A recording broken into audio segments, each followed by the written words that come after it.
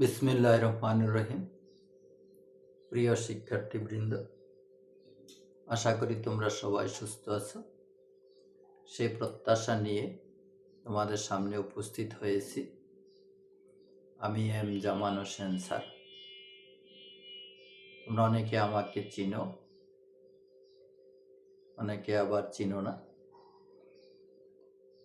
যাই হোক, আমি আমার ইউটিউব চ্যানেলে, ফেসবুক পেজে তোমাদের জন্য অনার্স, মাস্টার্স, স্পেলিং, ডিগ্রি, অর্থনীতিতে অনার্স, বিবিএ অনার্স, বিভিন্ন সাবজেক্ট, সমাজবিজ্ঞান, সমাজকর্ম, রাষ্ট্রবিজ্ঞান, পরিসংখ্যানে যারা আছো তাদের কথা চিন্তা করে অর্থনীতি বিষয়ক কিছু ক্লাস, কিছু টপিক নিয়ে আমি আলোচনা করি মাঝে মধ্যে। বিরক্ত না হয়ে মনোযোগ দিয়ে ক্লাসগুলি দেখবে, আশা করি তোমাদের উপকার হবে। আজকে আমি অনার্স দ্বিতীয় বর্ষ অর্থনীতি, কিন্তু অর্থনীতি অনার্স দ্বিতীয় বর্ষের গাণিতিক অর্থনীতির একটি অধ্যায় আছে, সমাকলনের ব্যবহার। অর্থনীতিতে ইন্টিগ্রেশন কি কি কাজে লাগে সে থেকে আজকে প্রথম থেকে আমি শুরু করছি। আগের 3টি বা 4টি ক্লাসে আমি শুধু সমাকলন কিভাবে করে সেগুলি শিখিয়েছি। সেগুলি আমার পূর্ববর্তী ক্লাসগুলিতে আছে, দেখে নিতে পারো তোমাদের যাদের সমাকলনের দুর্বলতা আছে। সমাকলন না পারলে কিন্তু এই অ্যাপ্লিকেশনগুলি পারা যাবে না, বোঝা যাবে না, কষ্ট হবে। যাই হোক, অনুরোধ রইল, যারা সমাকলনে যাদের দুর্বলতা আছে, যারা নর্মাল ইন্টিগ্রেশন পারো না, তারা পিছনের ক্লাসগুলি দেখে নিবে বা বন্ধু বান্ধবের কাছ থেকে শিখে নিবে বা বই থেকেও শিখে নিতে পারো। দ্বিতীয় বর্ষে আমার লেখা একটি বই আছে, বইটি একটু দেখতে পারো তোমরা, গাণিতিক অর্থনীতি। এটা কিন্তু এই বছরই শেষ, আগামী বছর এটা সিলেবাস চেঞ্জ হয়ে যাবে। 24-25-এ যারা অনার্স ফার্স্ট ইয়ারে আছো তাদের জন্য কিন্তু এটা নতুন হিসাবে আসবে, এবারই এটা শেষ। যাই হোক, আমরা শুরু করছি ক্লাস। প্রথম আলোচনা অর্থনীতিতে সমাকলনের ব্যবহারে। প্রথম আলোচনা হলো এমসি থেকে টিসি। এমসি মানে মার্জিনাল কস্ট, প্রান্তিক ব্যয়। প্রান্তিক ব্যয় থেকে কিভাবে মোট ব্যয় পাওয়া যায় সেটা আমরা নিয়ে আজকে আলোচনা করব। এখানে আমি 4টা বিষয় লিখে রেখেছি। প্রথম অঙ্ক হলো, প্রথম যে সমস্যাগুলি, এমসি দেওয়া থাকবে,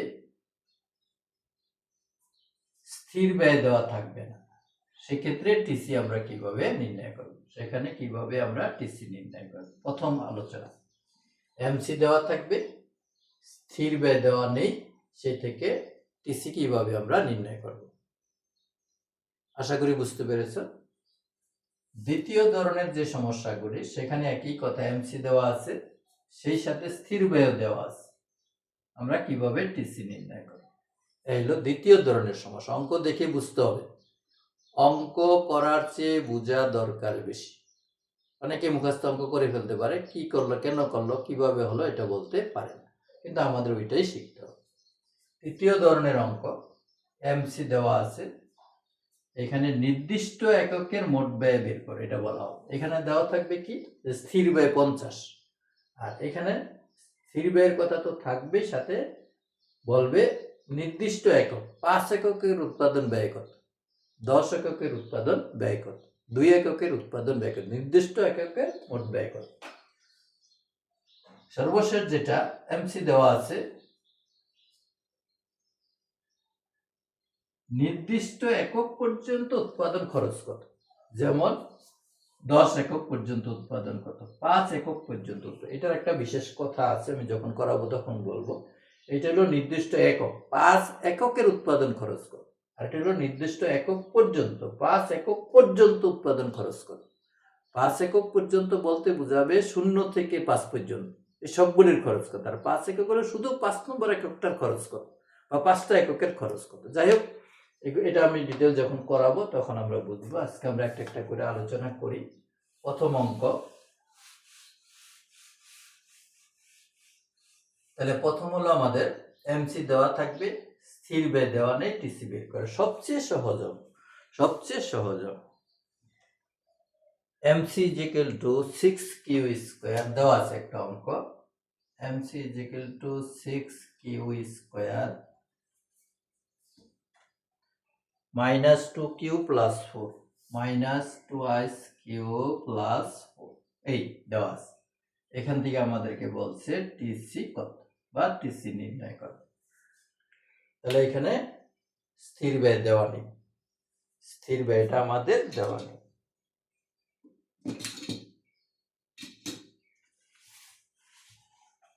স্থির ব্যয় দেওয়া নেই, স্থির ব্যয় বের করতে হবে। তাহলে আমরা জানি কি জানি, অ্যান্সার করতেছি আমরা কি জানি,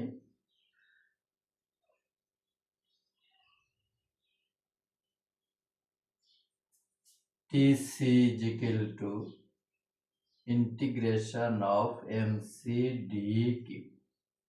অঙ্কে যেহেতু কিউ আছে জানেন ডি কিউ হলো, যদি অঙ্কে এক্স থাকতো ডিএক্স হতো। মান বসাই দিই, ইন্টিগ্রেশন এমসির মান কত 6q square minus 2q plus 4 dq। এখন আমরা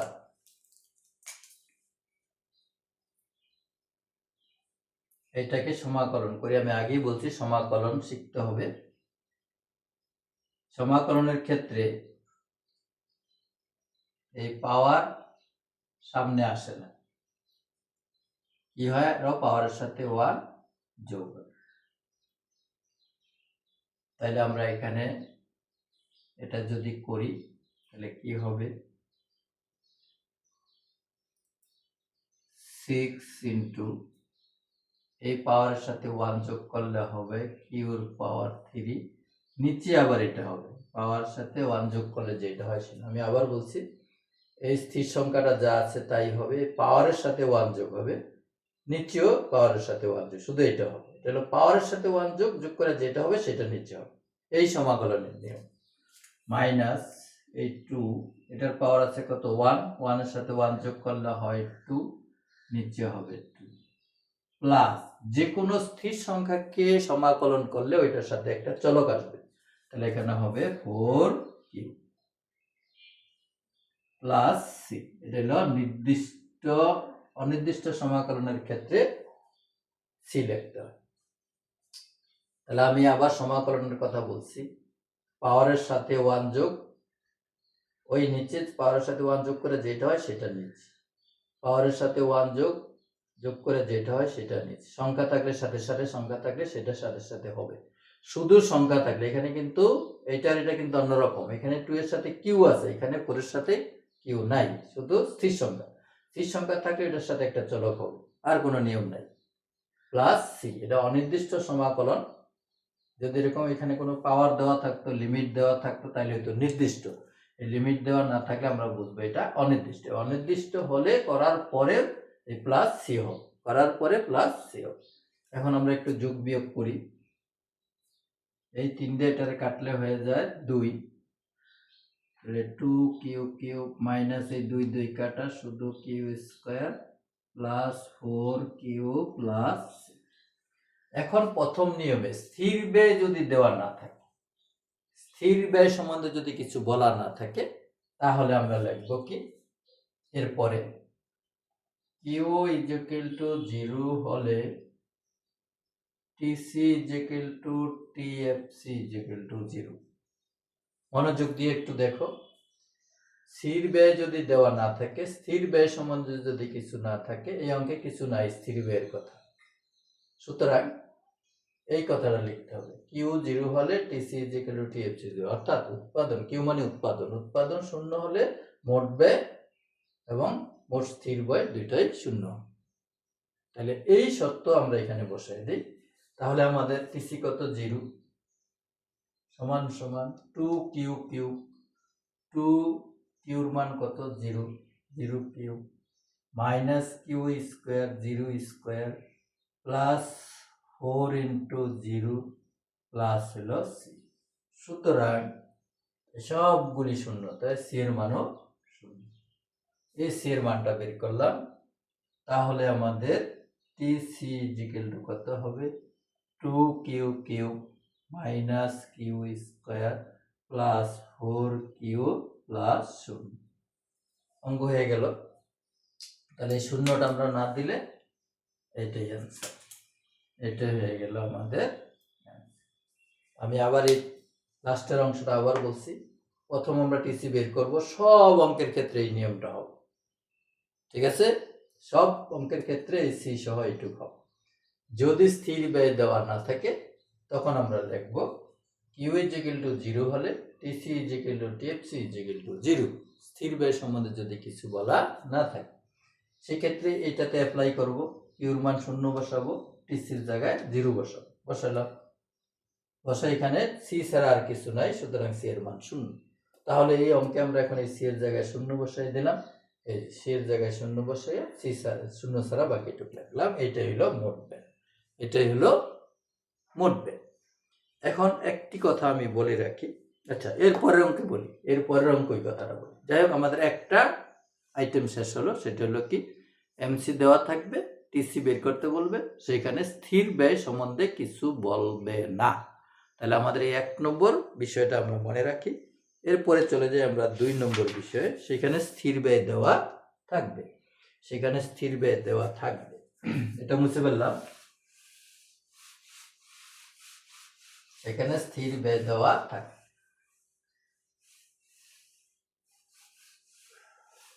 এই টপিকটা থাকুক।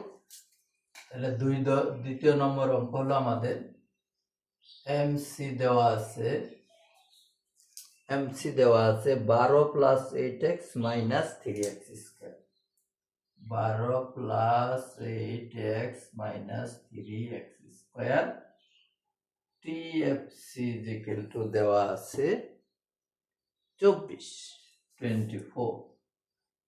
এই অঙ্ক আমাদের বের করতে বলছে মোট ব্যয় কত। তাহলে দ্বিতীয় ধরনের অঙ্কে এমসি দেওয়া আছে, স্থির ব্যয় দেওয়া আছে, টিসি কত। আগের অঙ্কের সাথে এই অঙ্কের পার্থক্য, আগে স্থির ব্যয়টা দেওয়া ছিল না, এখন স্থির ব্যয় দেওয়া আছে। বেশিরভাগ অঙ্কে স্থির ব্যয়টা দেওয়া থাকে, বেশিরভাগ অঙ্কে স্থির ব্যয়টা দেওয়া থাকে। তাহলে আমরা উত্তর করতেছি। প্রথম আমরা লিখব দেওয়া আছে, কি দেওয়া আছে, MC is equal to 12 plus 8x minus 3x square. আমরা জানি, কি জানি, TC is equal to integration of MC dx। এই যেখানে x হলো, কেন x হলো, অঙ্কে x আছে, অঙ্কে আমরা দেখব কিউ থাকলে কিউ হবে, x থাকলে x হবে, যেটা থাকে সেটাই হবে। মান বসিয়ে দিচ্ছি, integration of 12 plus 8x minus 3x square.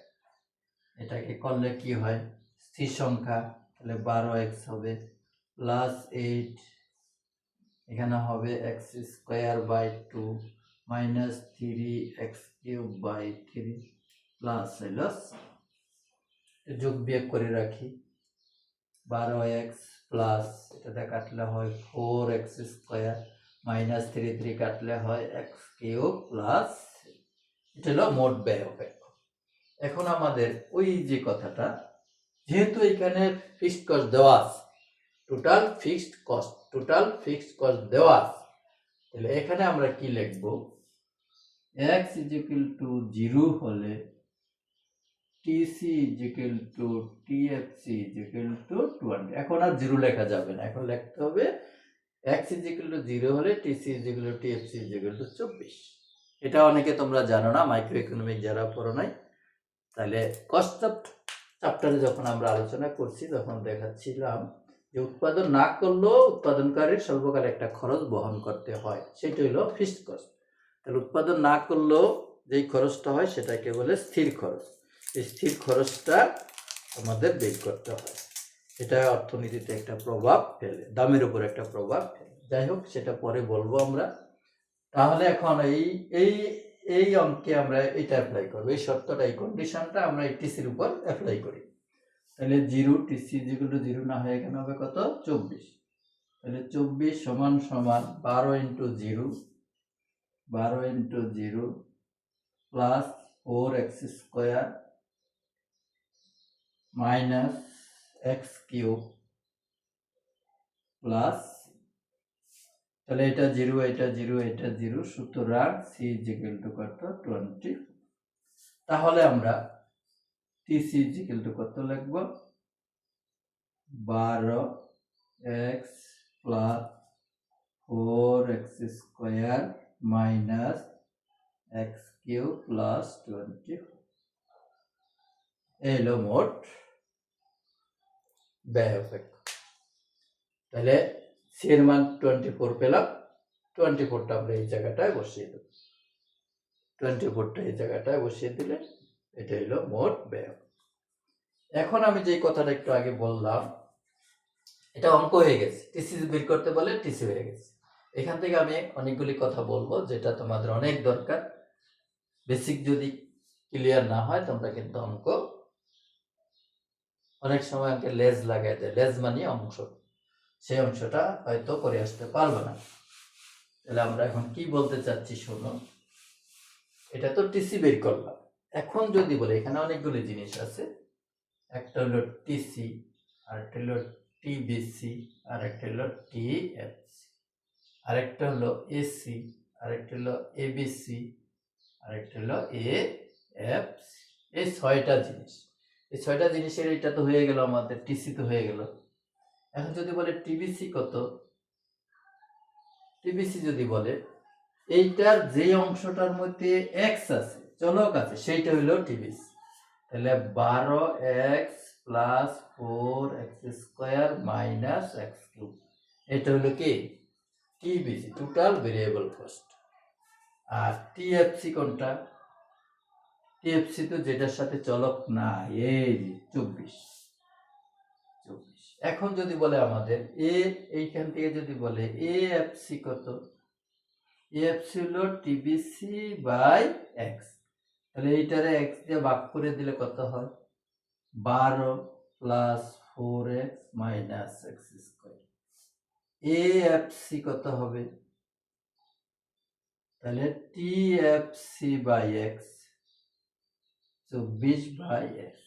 তাহলে এসি কত হবে টিসি বাই এক্স। এই যে টিসি আছে আমার, এই টিসি কে এক্স দিয়ে ভাগ করে দেব, তাহলে এটারে এক্স দিয়ে ভাগ করলে কি হবে 12 plus 4x minus X square plus 24 by X. তাহলে এই টিসি কে এক্স দিয়ে ভাগ করে দিলে হবে এসি, সবটাকে এক্স দিয়ে ভাগ, এখানে ভাগ করলে হয় 12, এখানে ভাগ করলে হয় 4x মাইনাস এক্স স্কোয়ার, আর এটার নিচে এক্স থেকে যাবে, তাহলে উপরে 24, নিচে হলো এক্স। ঠিক আছে, তাইলে টিসি যদি আমরা একবার বের করতে পারি, টিসিতে 2টা অংশ থাকবে, যেটাতে চলক আছে সেটা হলো বিসি, যেটাতে চলক নাই সেটা হলো এফসি। এসি বের করলে পুরাটাকে এক্স দিয়ে ভাগ করে দেব, চলক দিয়ে ভাগ করে দেব, যেটার মধ্যে চলক আছে যে এইটুকুরে ভাগ করলে পাবো এবিসি, এএফসি, এবিসি, এটা হবে এবিসি, এবিসি। তাহলে এই চলকলা টুকরে ভাগ করলে পাবো এবিসি, চলক সারা টুকরে ভাগ করলে পাবো এএফসি, আর সবটাকে ভাগ করলে পাবো এসি। তাহলে এরপরে কি আর সমস্যা হওয়ার কথা, এই ছাড়া তো আর কিছু নাই। এই 6টার সম্বন্ধে তোমার জানতে চেতে পারে, বলতে পারে এবিসি কত, এফসি কত, টিএফসি কত, টিবিসি কত, টিসি কত, এটা তো আমরা পারি। এসি কত, এসি বললে পুরোটাকে এক্স দিয়ে ভাগ করে দিই। যদি বলে 3 এককের ক্ষেত্রে এসি কত, তাহলে আমরা এই জায়গাটা 3 একক বসাই দিব, এই যে এসির জায়গায় এক্স এর জায়গায় 3 বসাই দিব।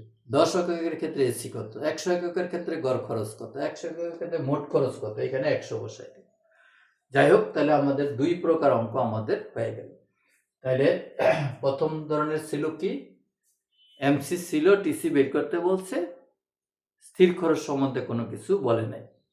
দ্বিতীয় ধরনের অঙ্ক সবচেয়ে ইম্পর্টেন্ট, পরীক্ষায় আসে, এমসি দেওয়া আছে, টিসি বের করতে বলছে, সেক্ষেত্রে টিএফসিও দেওয়া আছে, হ্যাঁ, টোটাল ফিক্সড কস্ট দেওয়া আছে 24 না হয় অন্য কিছু হতে পারে। এই দ্বিতীয় অঙ্কটা যেহেতু ইম্পর্টেন্ট, আমি বলেছি এর আরেকটা অঙ্ক করাবো, আরেকটা অঙ্ক করা। আজকে আমরা একটা নিয়মেই থাকি, একটা হলো স্থির খরচ দেওয়া নাই, আর একটা হলো স্থির খরচ দেওয়া আছে। সেই অঙ্কটা MC is equal to 20 year power 0.5 Q এটুকুই দেওয়া আছে। স্থির ব্যয় দেওয়া আছে 50, TFC is equal to 50, TC কত? টিসি বের করতে পারলে আমরা অন্যান্য জিনিসগুলি বের করতে পারি। এটা একটা ইম্পর্টেন্ট অঙ্ক, আমি ভিতরে ভেরি ইম্পর্টেন্ট লিখলাম। এই অঙ্কটা সবচেয়ে বেশি পরীক্ষা এসেছে, আমার কথা মনে রাখো। এই অঙ্কটার সমান কোনো অঙ্ক আসে নাই। এই 20-এর জায়গায় কখনো 2 দেয়, 20-এর জায়গায় কখনো 5 দেয়, 20-এর জায়গায় কখনো 10 দেয়, এইখানে কিউ না দিয়ে এক্স দেয়। তাহলে এই অঙ্কটা যদি করো আমার মনে হয় কমন করে যেতে পারে। যাই হোক, তাহলে এটা দ্বিতীয় টাইপের অঙ্ক, কিন্তু অঙ্কটা আমি কেন করালাম, এটা হলো সূচকের। সূচকের থাকলে তুমি কি করো, তাহলে কি গতানুগতিক ভাবে আমরা লিখবো, দেওয়া আছে এটা আমরা জানি। TC is equal to integration of MC dq, Q আছে এখানে, integration of 20 year power 0.5 Q dq করে ফেলি। 20 সূচক যদি থাকে ওটাকে সমাকলন করলে যা থাকে তাই হয়, যা থাকে তাই হয়। পাওয়ারটাকে নিচে ডিফারেন্সিয়েশন করতে, এইটুকু ডিফারেন্সিয়েশন করলে কত হয়, নিচে এনে শুধু 0.5 প্লাস হইল সি। এটার একটু যোগ বিয়োগ করে এটাতে এটারে ভাগ করলে হয়ে যায় 40 ইয়ার পাওয়ার 0.5 কিউ প্লাস সি। টিসি হয়ে গেল আমাদের, টিসি হয়ে গেল।